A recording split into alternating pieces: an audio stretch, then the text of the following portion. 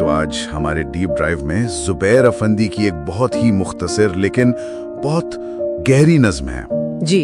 हमारे पास माखिज तो बस ये ही चंद लाइनें हैं, लेकिन हमारा मिशन है इसमें छुपी हुई यकतरफा मोहब्बत की, आप कह लें कि खामोश चीख को समझना। तो आइए से खोलते हैं। नज्म का आगाज ही एक बहुत ताकतवर लाइन से होता है, हमने चाहा था उसे टूट कर बेहिसाब। और देखिए यहाँ जो बात दिलचस्प है वो टूट कर चाहने का तस्वर है जी। ये सिर्फ शदीद मोहब्बत की बात नहीं है, मतलब ये एक ऐसी मोहब्बत है जिसमें इंसान अपनी जात को जैसे फना कर देता है। बिल्कुल।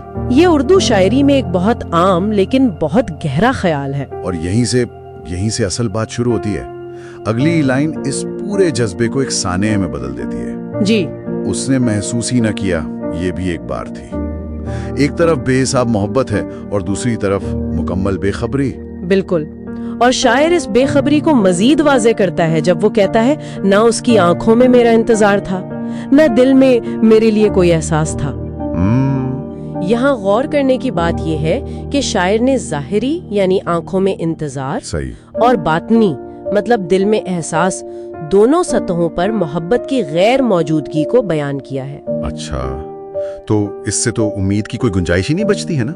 जी बिल्कुल नहीं। और जो लाइन मुझे सबसे ज्यादा असर करती है वो है, वो सामने होकर भी अजनबी सा रहा। हाँ, ये जिस्मानी कुर्बत के बावजूद जज्बाती दूरी की एक बेहतरीन मिसाल है। गोया आप किसी के बहुत करीब हैं लेकिन फिर भी उनसे मीलों दूर हैं। हाँ, मीलों दूर। और इसका नतीजा आप देखें आखिरी लाइन में निकलता है, और मैं दूर से ही टूटता रहा। इसमें ये जो अल्फाज है ना, दूर से ही जी, ये बहुत अहम है। अच्छा, वो कैसे? इससे ये जाहिर होता है कि ये एक खामोश और एक तन्हा तकलीफ है जिसे कोई नहीं देख रहा। सही। और ये एक अहम सवाल भी उठाता है कि ऐसी मोहब्बत का मरकज खुद मोहब्बत करने वाला होता है या वो शख्स जिससे मोहब्बत की जा रही है। तो इस सब का क्या मतलब है?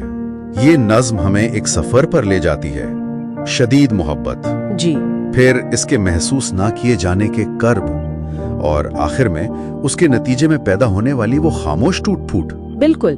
ये एक बहुत ही मखसूस लेकिन आलमगीर इंसानी तजुर्बे की अक्कासी है। और इस नज्म की खूबसूरती उसकी सादगी में है ना? जी बिल्कुल।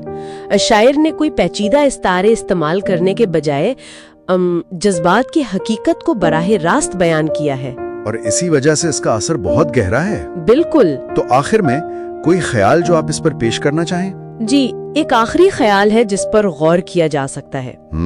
ये नज्म एक ऐसी मोहब्बत को बयान करती है जिसे दूसरे शख्स ने कभी महसूस ही नहीं किया।